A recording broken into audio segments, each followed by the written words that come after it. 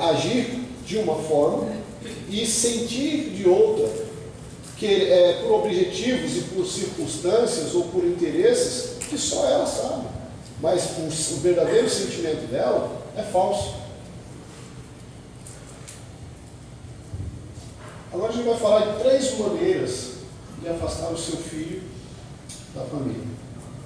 3. Só 3, né? Na verdade são 11. Primeiro, não vai aos eventos pessoais dele, escola, passeio, etc. Não vai. Uma das coisas que criança faz, e adolescente principalmente faz, é o sentimento de comparação.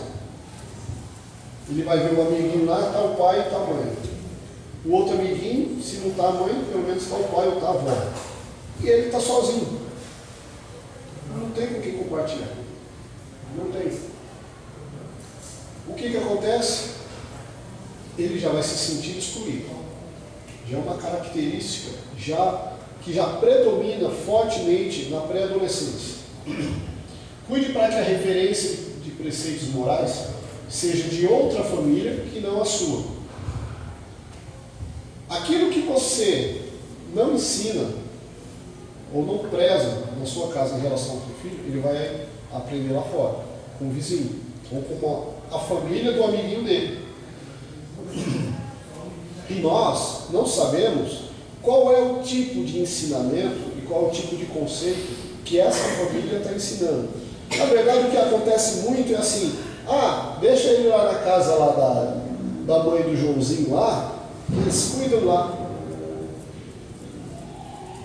Na verdade, você entregou o teu filho para outra família. Ele mora na tua casa, mas porque ele mora lá. Mas o conceito, o caráter, a formação psicológica dele está sendo formada por uma outra família. Lá na frente, você vai ver uma pessoa que ela tem características, atitudes, pensamentos, opiniões que não tem nada a ver com a tua família. Mas tem a ver com a família do outro, porque ela foi criada pelo outro. Gaste o seu tempo livre disponível com coisas menos importantes, deixando ele por último. Todas as coisas são mais importantes do que o seu filho, hoje. Lá na frente você também vai ser a última opção. Tudo aquilo que ele pensar na tua vida não vai ser em prol de você, mas primeiro em prol dele, e se sobrar algum tempo, vai ser seu. E o pior ainda, se ele não quiser tomar aquilo que é teu.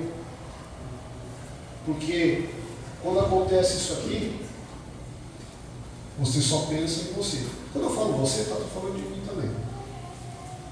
Quando a gente pensa só na gente, e ele percebe que o tempo, que ele é por último em todas as fases da vida, ele é sempre por último, ele vai deixar a gente por último. A criança vai deixar a gente por último.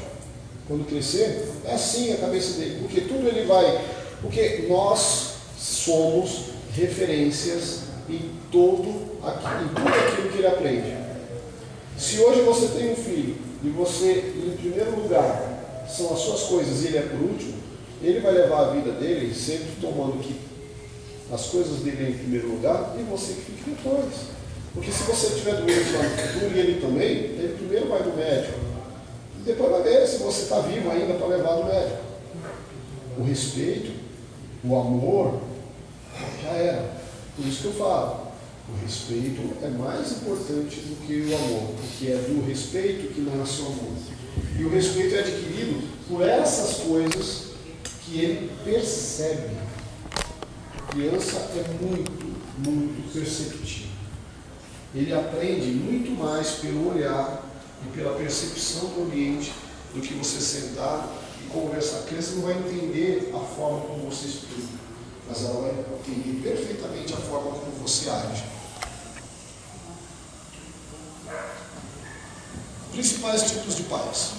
Isso aqui eu tenho certeza que a gente se encaixa em quase todos eles. Prediletores. Eu gosto mais do Joãozinho do que da Maria. E se eu perguntar para cada um, eu gosto dos meus filhos de forma igual. Mentira. Posso falar isso com certeza. Todo pai é predileto. Isso é fato. O que você não pode fazer é deixar isso para os pais.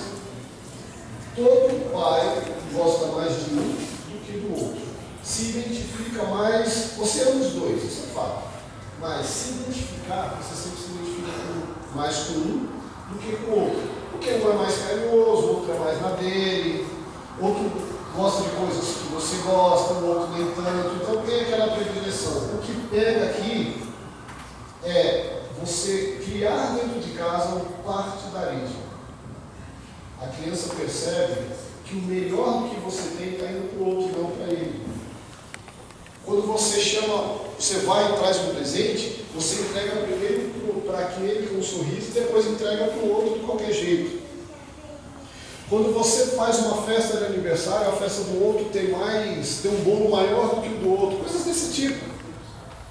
O aperto no abraço de um é muito mais afetuoso do que do outro. Você está criando uma divisão dentro de casa, na cabeça da criança, e isso vai refletir plenamente lá na frente. Plenamente. E não vai ser agradável. Não vai ser nada agradável. Porque por mais que você ame um mais do que o outro, você acaba cegando até para os erros dele. Até quando erra, você acaba não vendo os erros dele, ou pior, quando você não transfere os erros dele para o outro que não errou nada. O problema nunca é ele, é o outro. E você acaba sendo até injusto dentro de casa. Os ignorantes, os pais ignorantes, sempre têm um coice na ponta da língua para falar com os filhos. São crianças que têm, às vezes, querem tirar uma dúvida ou querem conversar. Ah, moleque, pai, já assisti minha novela? Já assisti meu jornal? Sai daqui. Ah, agora não sei o quê. Quando vai bater ou quando vai corrigir, não é uma surra de correção, é um espancamento. É um trato desnecessário, são apelidos grosseiros, são formas desnecessárias de lidar com a criança, como se você estivesse lidando com um adulto. Os pais dominadores. É o pai que cria o filho para ele, não para o mundo. Não, você só vai casar com 50 anos. Você namorar de jeito nenhum, só se eu conhecer. Não, você vai lá sozinho? Não, eu vou junto. Não, com o que você conversou ontem? O que ele disse? Que não sei o quê. É uma dominação como se fosse uma posse. É um brinquedo, é um objeto que, como se aquilo não tivesse vida, fosse uma coisa inanimada. Os omissos. Eu não sei, eu acho que os omissos são a característica, uma das piores características. Que o omisso você não está nem aí. Você não está nem aí. É aquele que teve por ter. É aquele pai ou aquela mãe que teve filho para mostrar para a sociedade que não é um casal estéril. Ou é daquela família que fala assim, olha, você está precisando ter um bebê, você já está velho. Quando é que vem o bebê? Ou é aquela instituição antiga da família parideira? Casou, o ano que vem já tem um bebê, né? Mas não tem estrutura para criar, não tem psique para ordenar uma casa, não sabe cuidar nem dele, como é que vai cuidar de uma criança? Aí tem, por força da família, por força da sociedade, por aspecto social, aí fica isso. A criança está aprontando, deixa ele, já é grande. A criança tem 5 anos de idade, já é grande, já sabe o que faz. A criança está fazendo balela, não, é o problema dele. A criança está quebrando a casa, a pessoa está lá lendo jornal, está assistindo novela. A criança não toma banho há 5 dias. Menina, vai tomar banho. Não vou não. O problema é teu.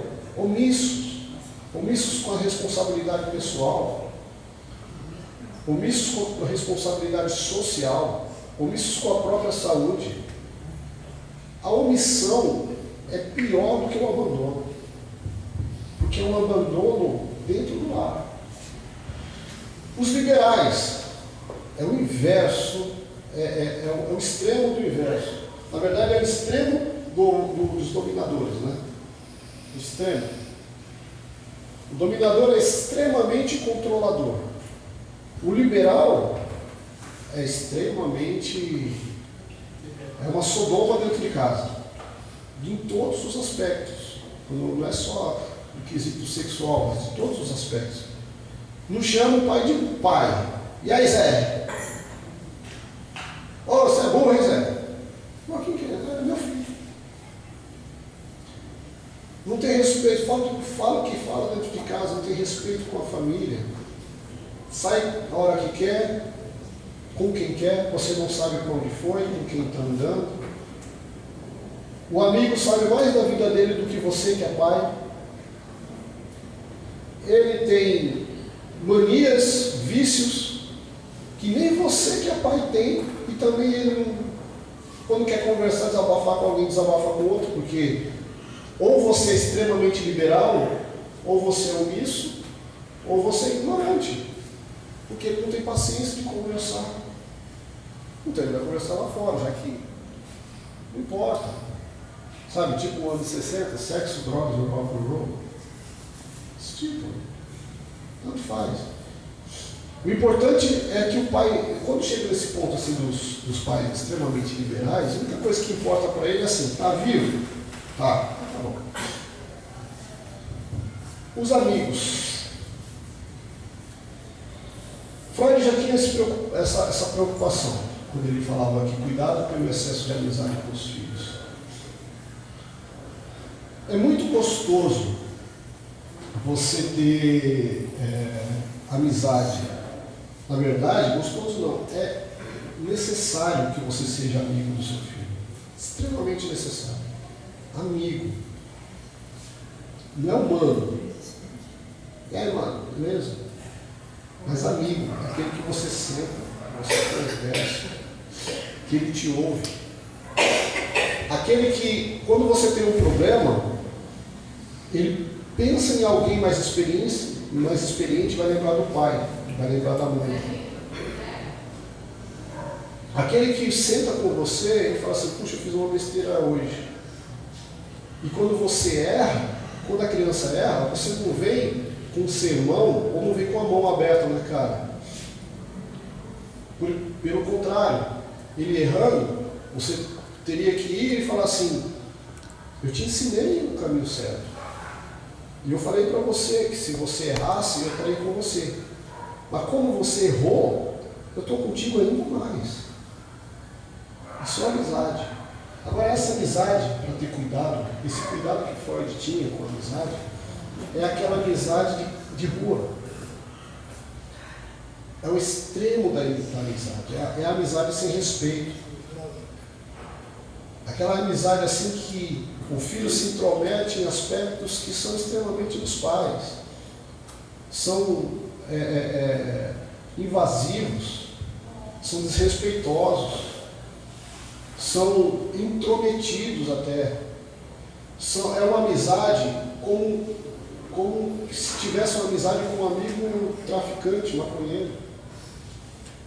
Não existe uma figura paterna, não se espelha uma figura paterna.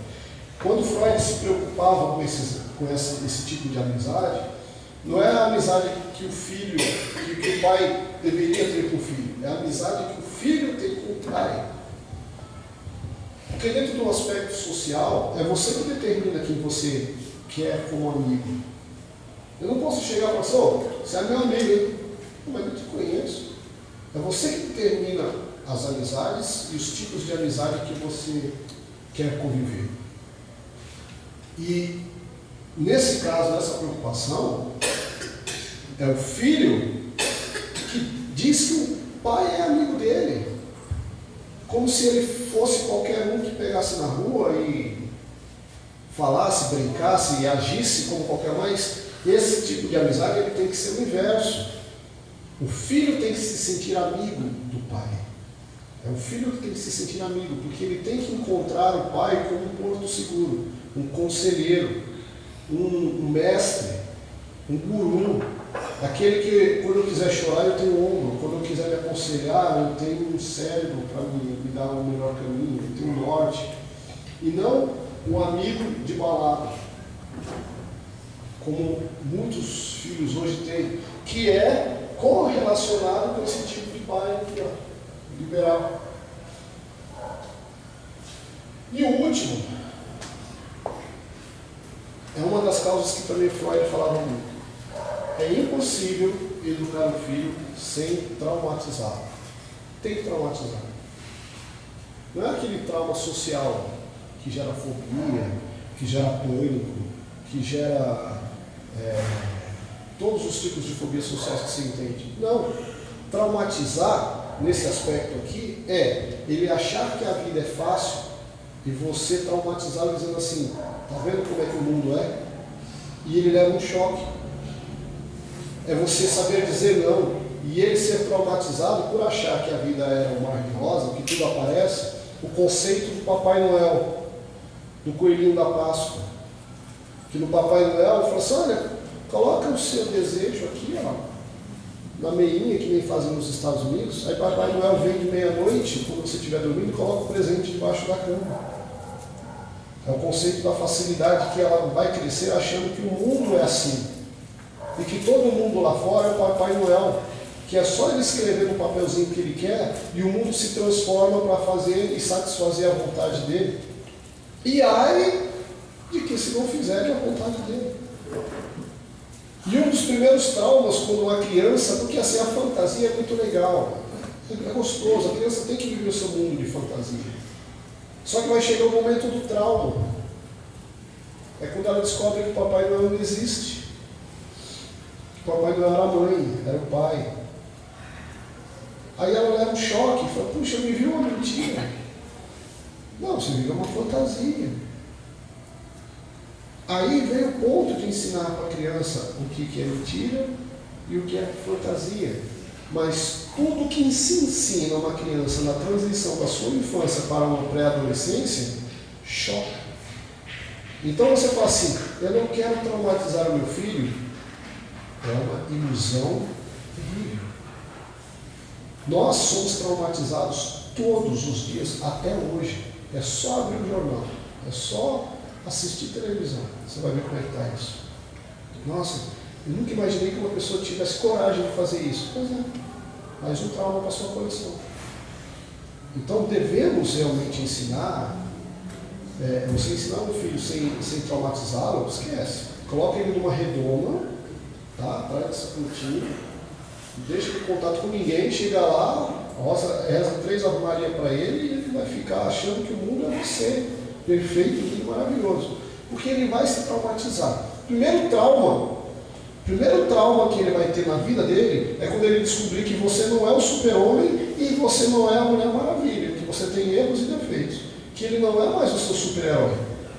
Aquele homem que podia tudo, que tudo que ele queria ele dava.